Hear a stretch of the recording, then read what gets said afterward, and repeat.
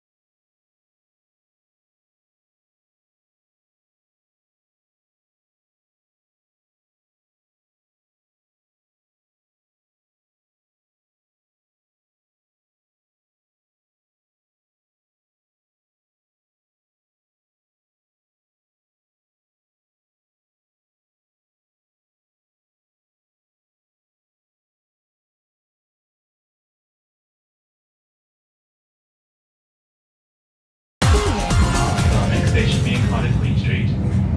Given the train, please mind the gap between the train and the platform edge. Remember to take all personal belongings with you. And if you see anything suspicious or anyone acting suspicious... So here we are then, recording the audio for mute footage, something I always enjoy doing, which is why I don't do this sort of thing very often. But here we are, we're in Cardiff city centre, Friday afternoon, heading towards the great W.H. Smith.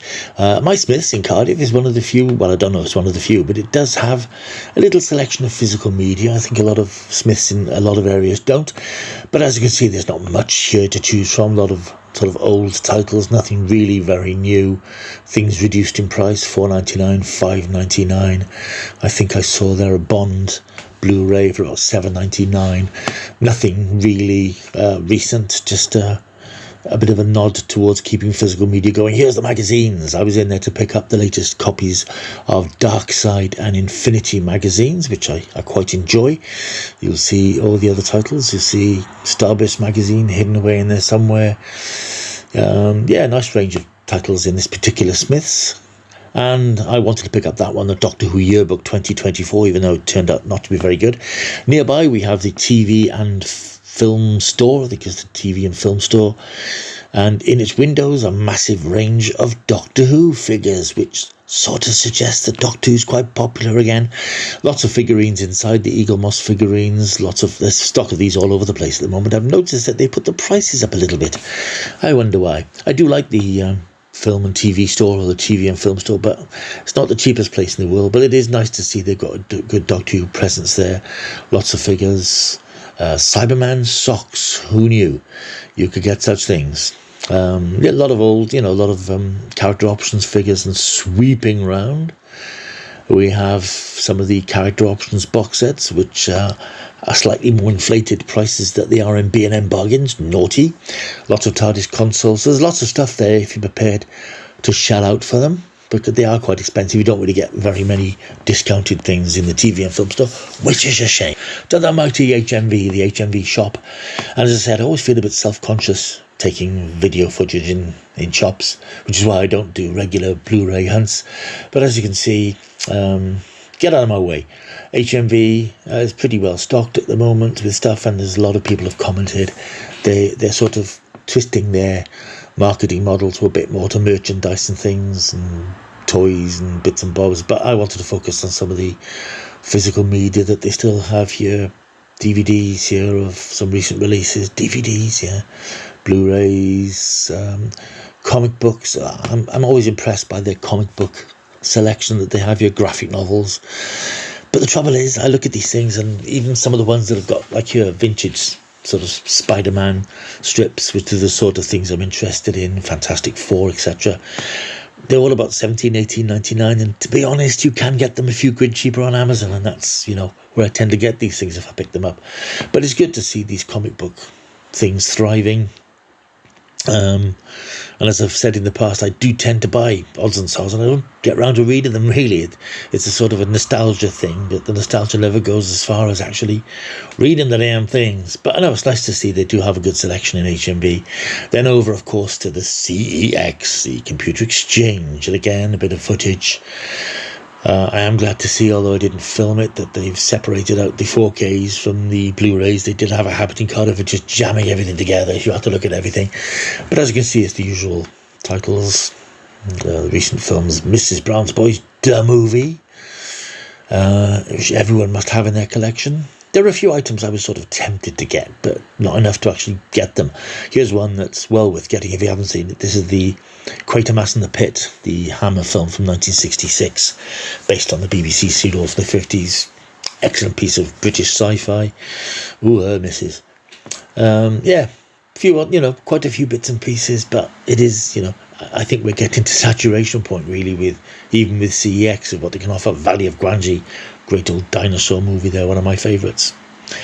And Walking Dead seasons 1 to 6 for £6. I should have picked that up actually, because that's sort of my prime Walking Dead period. Maybe I'll go back and get that another time. So there we are. That's a little look around some of the shops in Cardiff I went to yesterday, and before I go to the theatre. Of course, it's lunchtime. A quick trip to Greg's for a Mexican chicken roll, and then off to the theatre, darlings, the new theatre. And there's the stage set, really impressive set for this production, which I'll talk about in a moment. So there we are. That's me out and about in Cardiff.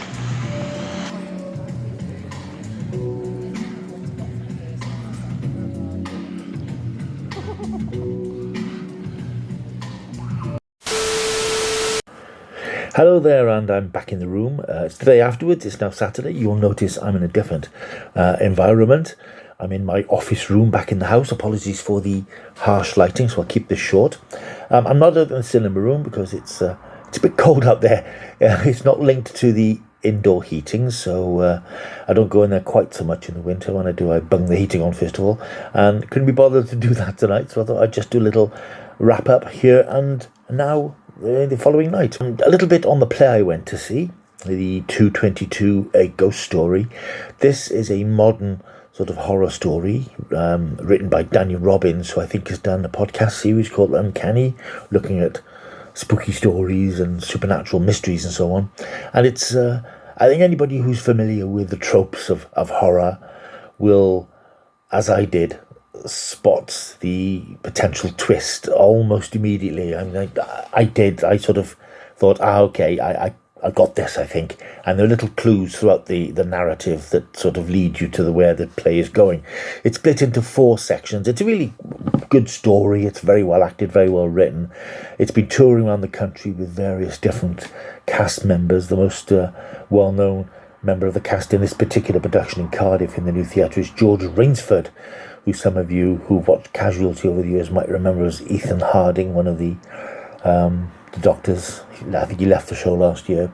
And it's basically set in 4 different time zones across one evening. George Rainsford plays Sam. He's married to Jenny. They've moved into this once run-down house. They've gentrified it and they got rid of all the junk that belonged to the elderly couple who once lived there. And they're hosting a small dinner party for a couple of friends. Lauren, who's an ex-college friend of Sam's, and her new boyfriend, Ben, who's a rather blunt builder that she's shacked up with.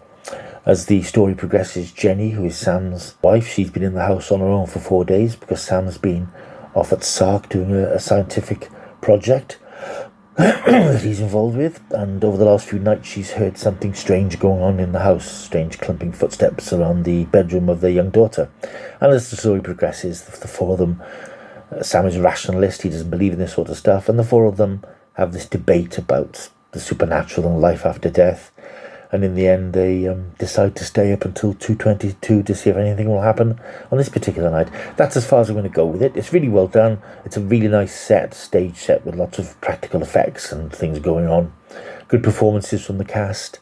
And as I said, I think if you're familiar with horror, you will pick it up. You'll pick up the clues quite quickly. But I really enjoyed it. It's really a pleasant afternoon at the theatre, darlings. Beyond that, not much else I want to say at the moment. I just want to refer back again to the Doctor Who YouTube Lives video and thank everybody who's responded. It's got a lot of response. I think it's got the most, should we say, the most lively response of any video I've put up in 2.5 years or so, maybe 3 years now I've been doing this channel. It's got me a lot of new subscribers as well, which wasn't the intention when I did it. I thought it might be interesting to have a bit of a debate about something.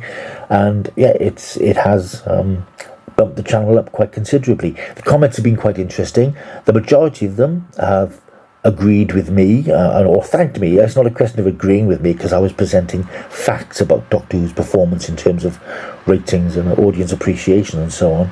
So most of them thanked me for doing that sort of video in the face of all the nonsense that the liars have put out there. It was amusing to have 1 or 2 people who, even in the face of me presenting these facts, still saying, well, ratings can be tampered with. It's happened before, and somebody did it yesterday, in fact. Yeah, ratings can be tampered with. And I said, well, no, they can't. That's specifically what I said on that video. They cannot be tampered with.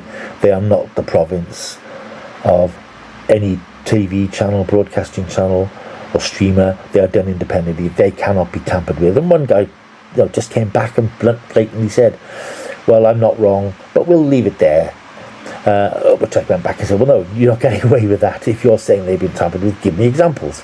Give me examples that you know are provable that ratings have been tampered with. And of course, he hasn't come back because he can't do it. And this is what happens, I think, with these people. They don't expect to be challenged. And when you do challenge them, they crumple because what the information they're putting out there is nonsense. But by and large, I mean, there were a few people who jumped in with the usual angry, Doctor Who's woke, Doctor Who's crap.